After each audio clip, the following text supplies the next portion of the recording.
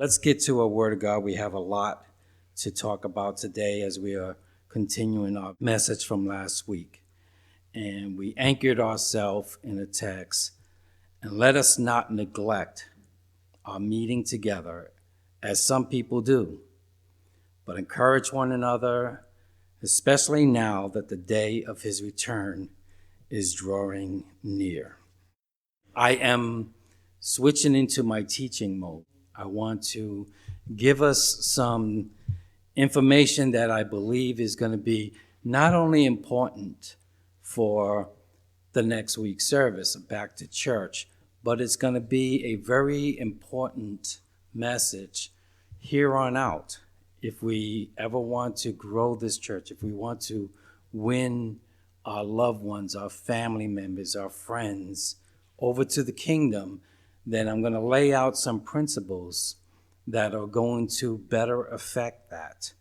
So it's one of those messages that you really want to take into your soul and make it a part of your thinking. Back to Church Sunday is something that the churches across America, as well as other nations, where they make an all-out effort to try to reclaim some of the people that have been in church and have drifted away. Some people have been in church for years and years, and you look around and they're not there anymore. So what happened? What's going on? Why did they leave? And we're going to talk about that today. It is said that most people who do come to church come as a result of an invitation, a simple invitation. Would you like to come to church with me? Now, everyone that you ask obviously is not going to come to church with you. But the ones that do come to church, they come mostly because somebody asked them. We started to talk about why people leave the church in the first place, and we're going to review some things. We talked about the value of big events. A big event is something that the church will do in an all-out effort to gather a lot of people. Now, it doesn't have to be hundreds of people.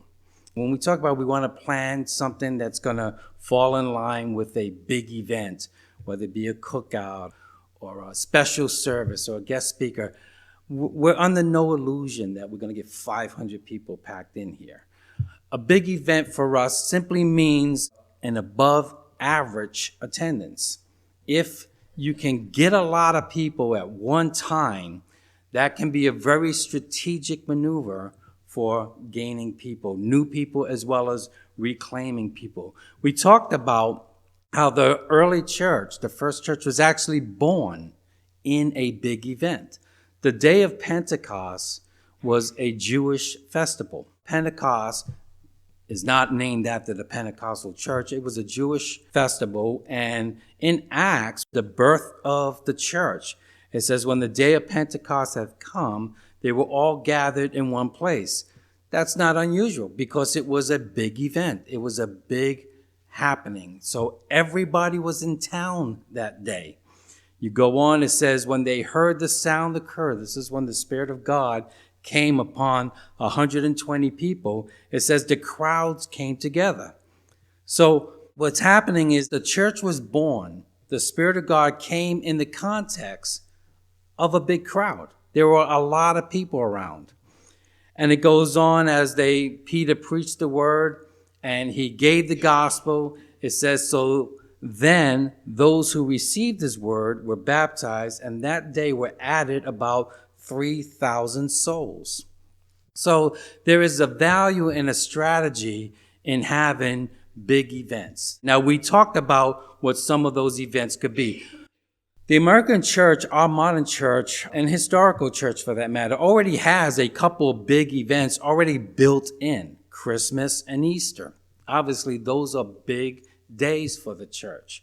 And it is no surprise that most churches get their biggest attendance on those days. And then we talked about some of those things. You can have Christmas Eve service, which is what we do here, or the Christmas before service. Or Christmas Eve, you can have Christmas dinners or parties. You can have a Good Friday service. This is something that we did. And then there's a bunch of other days that you can take advantage of. Other holidays. Mother's Day is a big day. We can have cookouts, movie nights. Movie nights, we don't show Pulp Fiction and things like that, but there were churches that got together to show the Passion of the Christ. The History Channel ran a series on the Bible. Churches opened up their doors and invited people to come in to watch the History Channel series on the Bible. Why did they do that? They're trying to create big event days.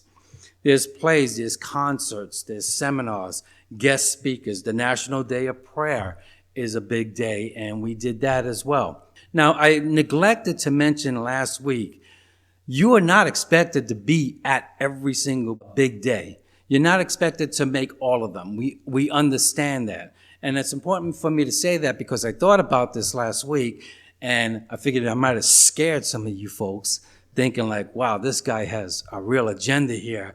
And you're thinking, I can't be at all those things. And then you end up being one of the reasons why people leave the church. So it's like having cable TV. You have 160 channels. Well, you're not expected to watch all of them. It's just to have it available. We would hope that we get, obviously, the most participation from the true brickers. Brickers, by the way, is what we call ourselves from the Brick Church. We would hope that we would get full participation from our church. But we do understand, do not leave here with anxiety thinking Rev's going to kill us with all of these big events and full calendars. Along with the big event is Back to Church Sunday. This is an opportunity to get an above average crowd. Doesn't have to be hundreds of people. Doesn't even have to be double of what we are. But if we can get more than usual, it's an opportunity to get them into the building and reach out to them. Crowds attract crowds. Folks walk into a church and they see 5 people. They think something's wrong here and they're not very comfortable, and you'll never get a momentum. Big days is an opportunity for you to establish yourself and hopefully get a momentum going. We asked the question, how can we make our church grow? This is what was basically asked of me when I came on months ago. And we've been working on that. But the better question is, what's stopping our church from growing? It's not always what can we do. Oftentimes it's what do we need to stop doing, or what should we start doing? Why isn't our church growing? And we talked about the necessity of closing the back door, so to speak. Okay, this means you can have people that will come in on a constant basis, but for every 3 people that come in, 1 ends up dropping out. For every 3 people that come in, 2 people drop out.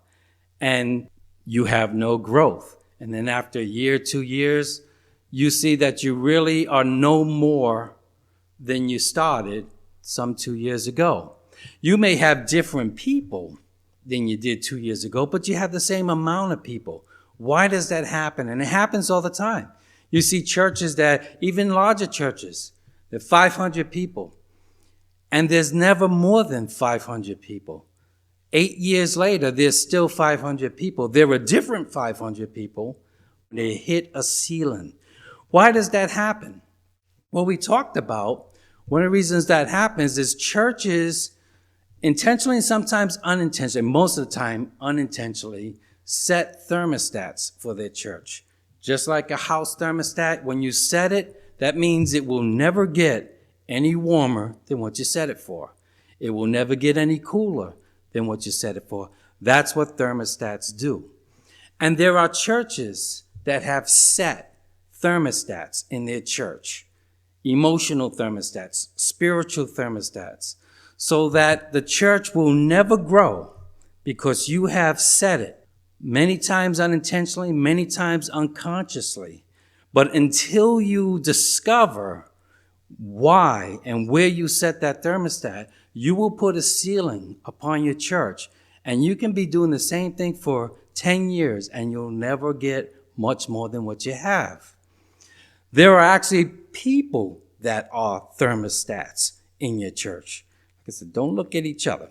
There are certain people that serve as a thermostat, and their influence, their presence, their mannerisms, their ways about them that discourage and hinder growth and can actually produce people leaving.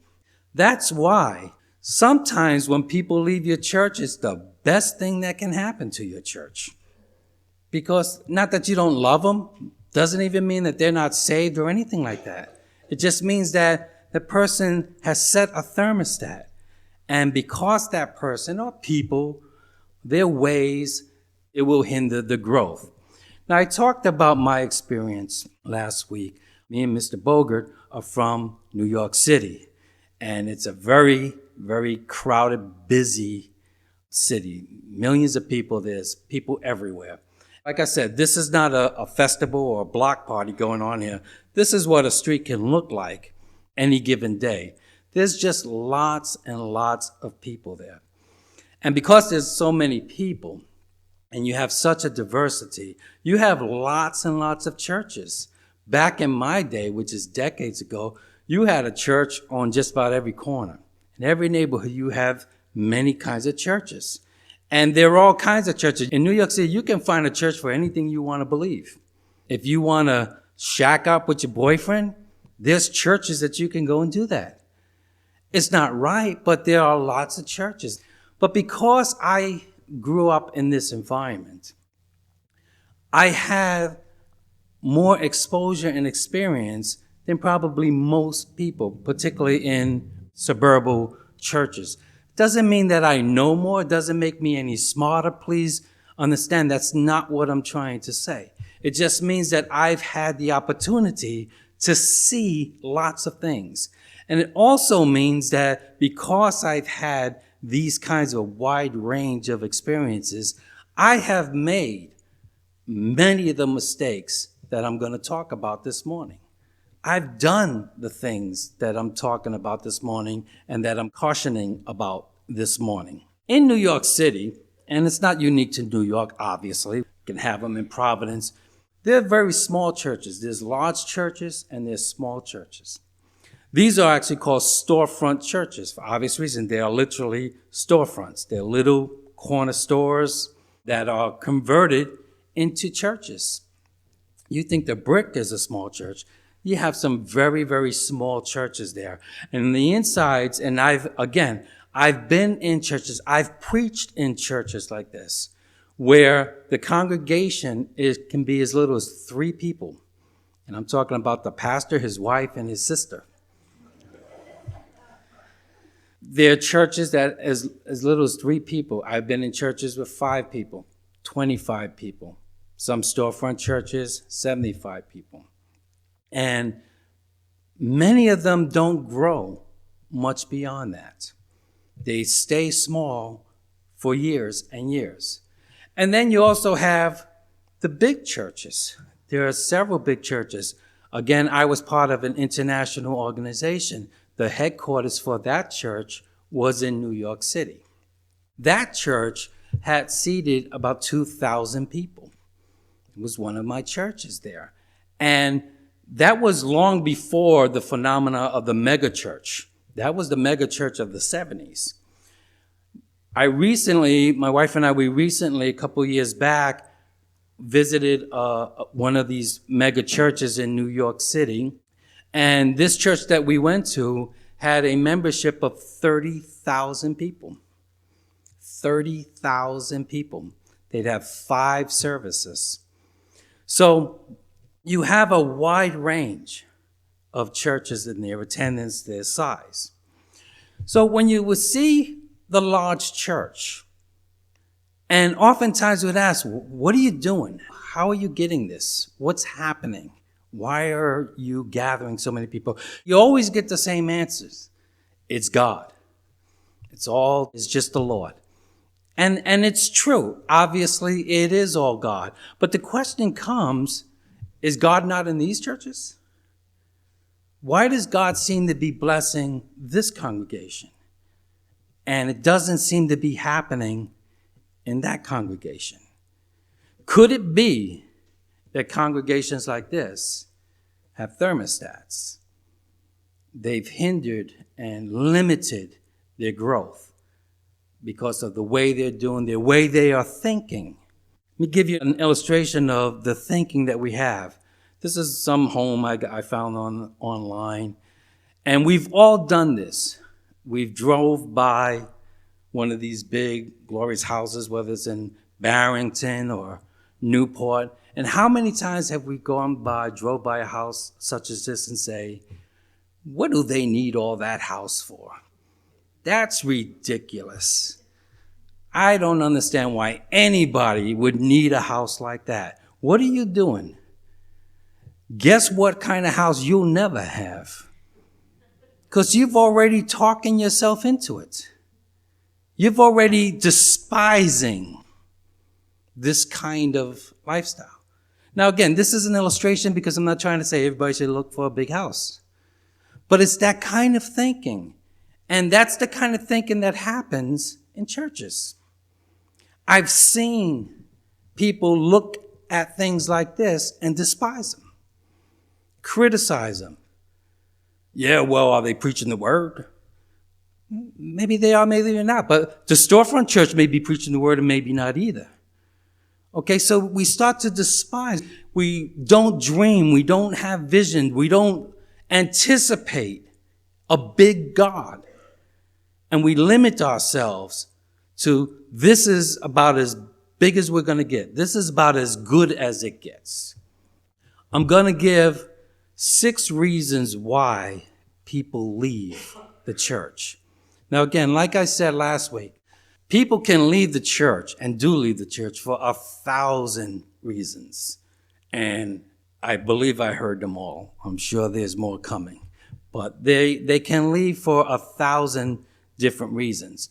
What I mean by this is that most people, I would say 80% of people that do leave the church are going to leave for one of these 6 reasons. I want to lay them out for you. But before, a couple of things that we should understand. Never assume that when people leave the church that the problem is theirs. People leave the church and right away we assume that they're backsliding. They don't love God. They prefer something less. And that may not be the case. It may be you are the reason why they're leaving. It's not always their fault that you lose people. Sometimes it's our fault. Sometimes things that we are doing result in people leaving. And it's important for us to grab a hold of and understand. Otherwise, you'll see people come and go, and every time they go, well, they really love the Lord, they'd be here. Like I showed the clip last week, they can't handle the truth.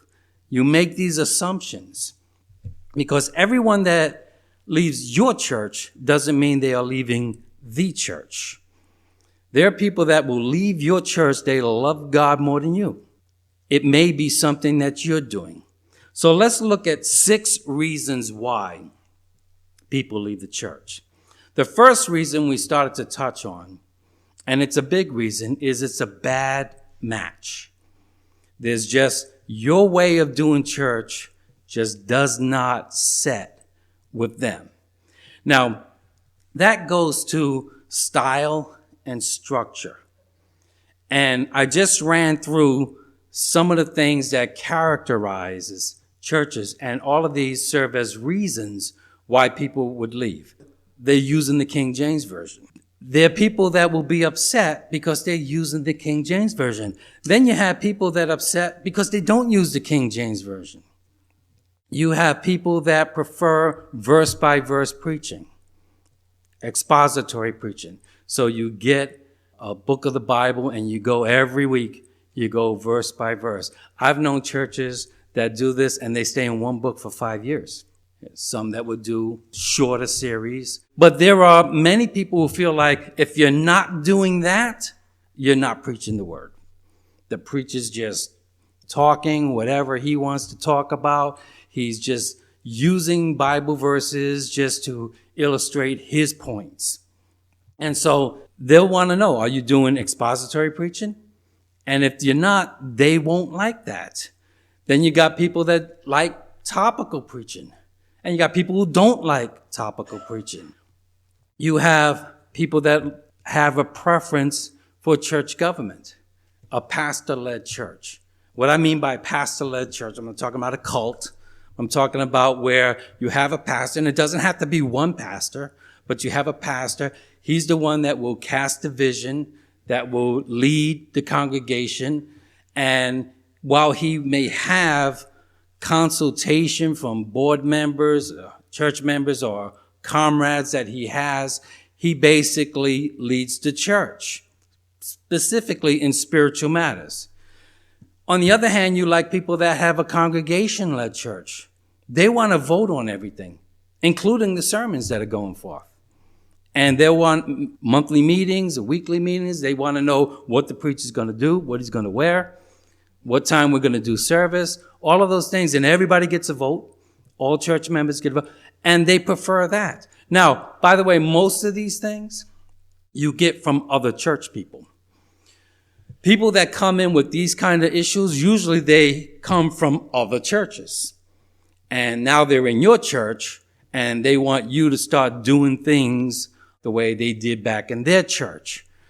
All of these people, by the way, see this as all the Bible. This is what the Bible is. If you're living for God and you're following the Bible, it would look like any one of these items. There are people that prefer hymns. There are people that prefer contemporary music. And for those who are married to any one of those, no matter how much you try to do in between, it's never enough. These are the various differences. People that come in because the church is too big. This is ridiculous. I can never know anybody here. It's just too many people. It's too busy, too congested. I got to get out of here. You have churches come in because the church is too small. I walk into church, I feel like I'm in somebody's living room. This is not working for me. And people leave because there's nothing to do. It's really nothing happening around here. Nothing much to talk about. Then there's people who leave, there's too much to do. Pastor got all this big day events, things going on, and it's too much. Yeah, people, because there's too much talk about a building. Every time I come in, they're talking about the carpet. They're talking about the pews. They're talking about the parking arrangements. They're talking about too much talk about the building. People, too much talk about politics. And I'm not even going to go there, Don. Every time there's just something about politics. There's somebody who's president, what the latest policy is, and what's going on in news and what have you. The people, not enough talk against homosexuals. All the gay talk going on, why aren't we hearing this every Sunday? This is ridiculous. Well, he never talks about that. That people talk too much about money. Every time I turn around, they're hitting my pocketbook. Not enough talk about abortion. Another important thing. There are people that they feel that you're not hitting on their topics, and so it discourages them. Not enough about helping the poor. It's all about us, and we're not thinking about homeless people. We're not thinking about hungry people. There's nothing to do for kids. There's nothing to do for seniors. Too much talk about money. Nothing for single moms. Nothing for vets. Too much talk about money. They said the preacher's too boring. The preacher's too wild. We lose a lot of them for that. And then, of course, people feel there's just too much talk about money. So these have to do with your style and your structure. Now, there are some people that will never change their style and structure, and these are those thermostats. Okay, this is the way we did it. This is the way Jesus did it, and this is the way we're going to do it. People who get locked into that kind of mode have set a thermostat and understand that you will never get any more people other than people like you. Then there are those who try to change their style for everybody. And so they're always listening to the latest trend, the latest fad, the latest happening, the latest idea. and they try to incorporate, and now they're always changing their styles. So there's a necessary balance there. You can be a church for anybody, and you should be a church for anybody, but you're never going to be a church for everybody. Anybody is welcomed here at the Brick, but everybody is not going to like the Brick. And that's something that we need to challenge ourselves on. How much do we try to adapt and to change and to satisfy everybody? And so many churches, pastors lose touch of their vision because they're just trying to please everybody. They're trying to be a church for everybody. And that's a big mistake that many people make. This is a local congregation in this region. It's in Attleboro. It's an up-and-coming church, and it's very different than any of the things and most churches around here. As you can see, it's dark, it's loud, it looks like a concert hall. The music is loud, and as you can see, they're singing gospel songs, but it does not look like your traditional church. And this church, this particular congregation, is always criticized. That's terrible. That's not the way you do church. They have fog machines over here. I mean, it's just a really different kind of church. But the church is packed out. Young people are just flocking to this church. Now, it's certainly not the Rev, and it's not the kind of church that God would use me for. But is it the right church for certain people? Is it for young people? Is there anything wrong with this church appealing to their crowd? And I believe that's what they would say. When you come in there and they say, well, it's too dark, no one's wearing a tie. I believe their response is, we're not trying to reach you. We're trying to reach young people. Again, this is where that tension comes in. And if you have problems with that, you can end up hindering your church because you're not going to be a church for everybody. Anyone ought to be able to come in. I don't care what their background is, what their religious background is. I certainly don't care what their sin is. They are invited. I will be in trouble when I start to take a position, when we start to take a position where you're not invited in this church. You're not welcomed here. You don't look right. We don't want your kind of people here. When you take that posture, and you can take it aggressively or covertly, when you take that posture, you got a problem with God. Jesus risked his reputation to reach sinners.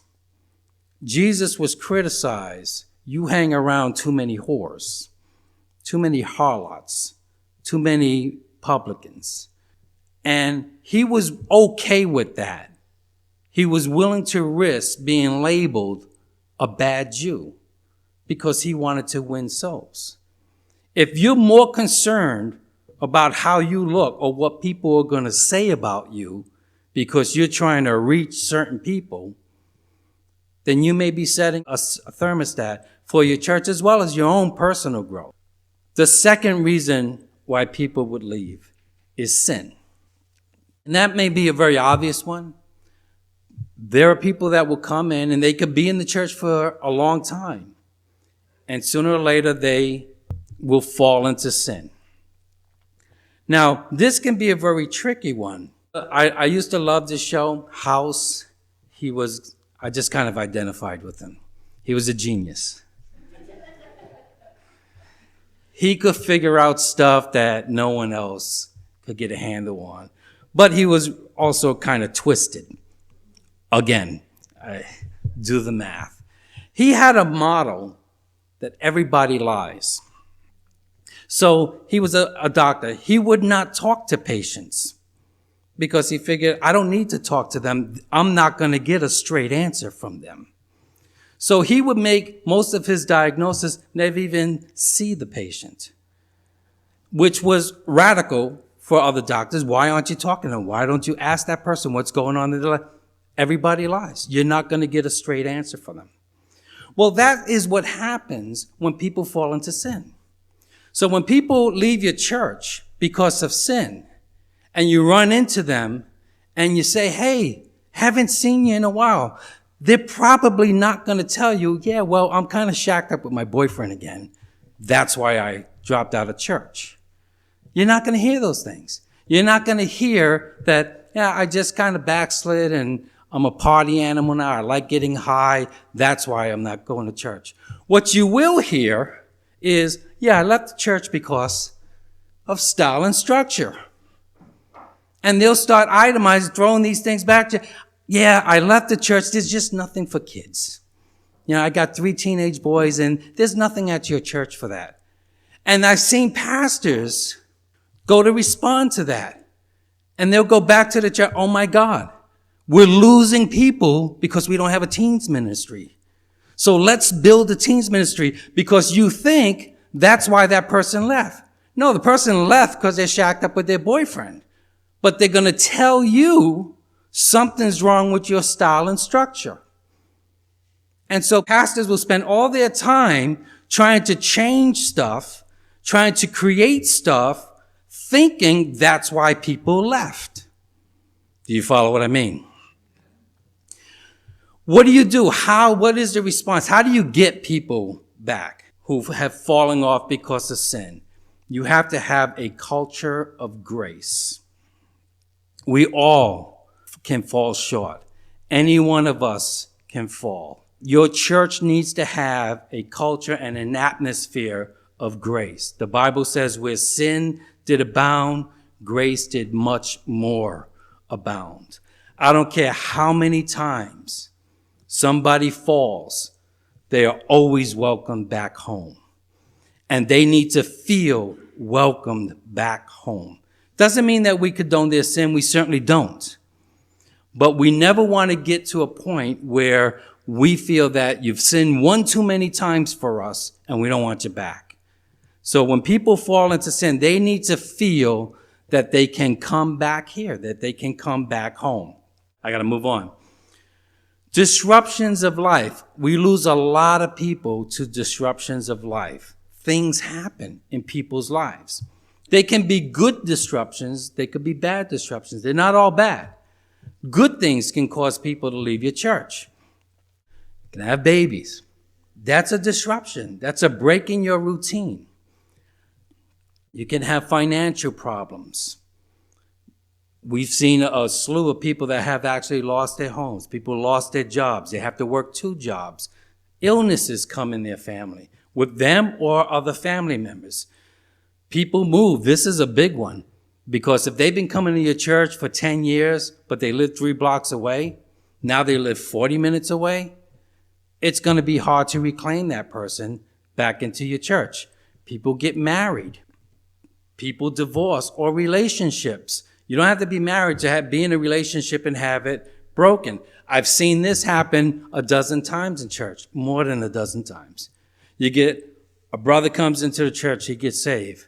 A sister comes into the church and gets saved. They hook up, their boyfriend and girlfriend. You're thinking, beautiful, you're on your way to a whole new family. They break up. I guarantee one of them is going to leave the church. Most of the time, both of them leave the church. So you see couples come together and you think it's a good thing, well, hold your breath. It's not over yet. The same thing holds true with marriages. You see couples that get divorced, one of them will leave the church, if not both of them, because it's just hard to overcome. Stresses, everyday stresses of life, things that happen on their jobs, and devastations, just people that are hurting, in pain, all these kinds of things. What do you do? How do you reclaim people that leave because of a disruption? Many, many people leave because of that. They took on another job, and now they're working 2 jobs. They have stress. They're trying to catch up with their bills. The family's a wreck. And now as these things pile up, church becomes less and less and less important to them, and they end up dropping off. One of the ways to counter this is anticipation. What is wisdom? Wisdom is the ability to anticipate a consequence. Very seldom do divorces just happen overnight. They may look like they just happen overnight, but they usually are oncoming trains. Babies don't happen overnight. There's lots of things that you can see coming. The church should anticipate those things. A woman's having a baby, a family's having a baby. Well, anticipate. Don't wait until they're too distracted with the baby, and now they're trying to do this. Be there with the change that they're going through. Be there with people that are going through their stresses. And again, it doesn't necessarily mean you have to rescue them from their stresses, but just let them know that you know that they're going through something and you want to be there with them. Then when the bottom falls out, the church is a refuge for them. You've been there for them. So you're one of the last people that they want to leave. They want to stick with you because you stuck with them. Another way, a big way to reclaim people who have been pulled away from distractions is big events. That's a way to go back to those people who have fallen off because they lost their job, they fell out of fellowship, they haven't been in church, and now it's a pattern, and it's just been a long time, and they just never got back. A big event, like Back to Church Sunday, is a good opportunity to bring them back. Let's move on. Another reason, people will leave for a bad experience. People have bad experiences in churches. I've been in churches where fistfights have broken out. There are just some things. You could be with somebody, someone just talked to you wrong, someone offended you, something happened, and it became a bad experience for them, and they left the church. It could be a serious thing, and I've seen some very serious things. And some of those things, if they're too serious, you can't reclaim them. You think about child abuse, things like that happen in churches, bad experiences, you will probably never reclaim things like that. But then there are other things, just certain things that happen. We offend each other. We offend one another. We say things. We do things. We fail to do things that will bring offenses. How do we overcome that? It's with humility.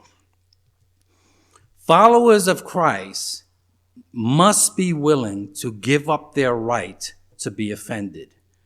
They must give up their right to be right. If being right or being offended is more important than reclaiming your brother, you're going to have a problem. You have to be willing to understand, if I've offended you, I am sorry.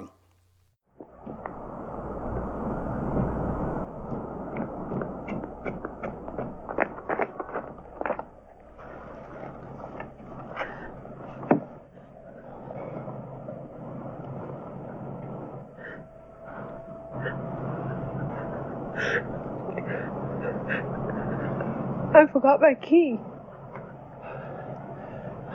Jenny, I'm sorry. Don't. Love means never having to say you're sorry.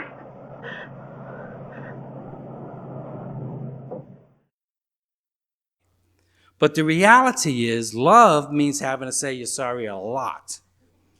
Love means having to say you're sorry even when you didn't do anything. And I've seen this happen so many times. You've offended that person. Well, I didn't do it. Well, they need to know I didn't do it. They're wrong. So it's more important for you to be right than it is to reclaim that person. So learn, I'm sorry. If I've offended you, then I'm sorry. Reason number 5, disconnection. This is one of the biggest reasons why people leave the church, and it's one of the most fixable items in the list. We talked last week about why people leave the church and how they leave the church. The first time that they will leave, it's usually how they got here. But this second time, which occurs within 6 months, they leave because they're disconnected. They may love the church, they may love the music, they may love your style and structure. But after 6 months or so, I just don't know anybody. I'm just a face in the crowd. I don't know any more people than when I first got there, because the only time I talk to them is when I'm in church. And that is superficial. Hi, how are you? So good to see you. See you next week. And it never goes on beyond that. How many people remember Jimmy Swaggart back in the 80s? He was a big mega church preacher. He fell from grace. He messed up. He sinned. And he had a very large church. Many of the people left that church there. And we had the opportunity to talk to some of the people that went to his church during this time. And it was profound, the answers that we got. They said that, yes, many people did leave the church, but the people that left were there for Jimmy, because he was a guy, he was one of those wild preachers. And so they left because of him. But the people that stayed because this is where my family is. My friends are here. My prayer partners are here. The people that have been with me during my struggles are here. So where am I going to go? So that kind of connection is what keeps people. We talked about how we view newcomers. And we talked about the 3 Sunday rule. When you see people that have missed 3 Sundays in a row for no real apparent reason. I'm not talking about vacation. I'm not talking about the car broke down. I'm not talking about illness. But for 3 Sundays in a row, they are usually gone within 1 year. Well, you can do something about that. Because if you see somebody and they disappear and you see them again, let them know that you noticed that they weren't there. You missed them. Now, again, not where were you last Sunday? You weren't here. You don't want to sound like a cop. But you want to sound, sorry, Andy. But you want to show concern. Because what happens is you're in the church, particularly, and the longer you're in the church, the more noticeable it is, the more devastating it is. I've been in the church for 5 years. I lost my job and fell out of sync, haven't been in church for 3 weeks. Not one person called me. And then you know what the devil says? They don't care about you. You could die. They wouldn't even know it. When you get that feeling, why should I stay? Why should I struggle to stay in the church? And people leave. Learn to value new people. Not everyone that comes in is going to look like you. Not everyone that comes in is going to be like you. Your church will never grow without new people. So learn to value them. New people tend to be the most excited. When the pastor throws up a big event, they're like, yeah. The old folks, the folks that have been around for a long time, they're like, here he goes again. We're doing that again? So new people are the most excited. New people are open to new ideas. New people are least resistant to change. Pastor comes in, we're going to do something new. We're going to do this. It's all the old people that are miserable. Why we got to do that? We never had to do that before. Why we got to do that now? The new people, they're like, yeah, let's do that. What are we waiting for? So new people bring this energy. New people make the best volunteers. And this here I've seen in hundreds of churches, because they actually have, many churches, the 6-month rule, which says, and if you've been in church a while, you know you cannot participate in any ministries until you've been in the church for 6 months. So you can't sing in the choir, you can't be an usher, you can't do all those things because you need to be here, you need to be a member for at least 6 months. Why is that so dumb? Because what do we say? After 6 months, if they're not connected, they're gone anyway. The last reason is people will leave the church for boredom.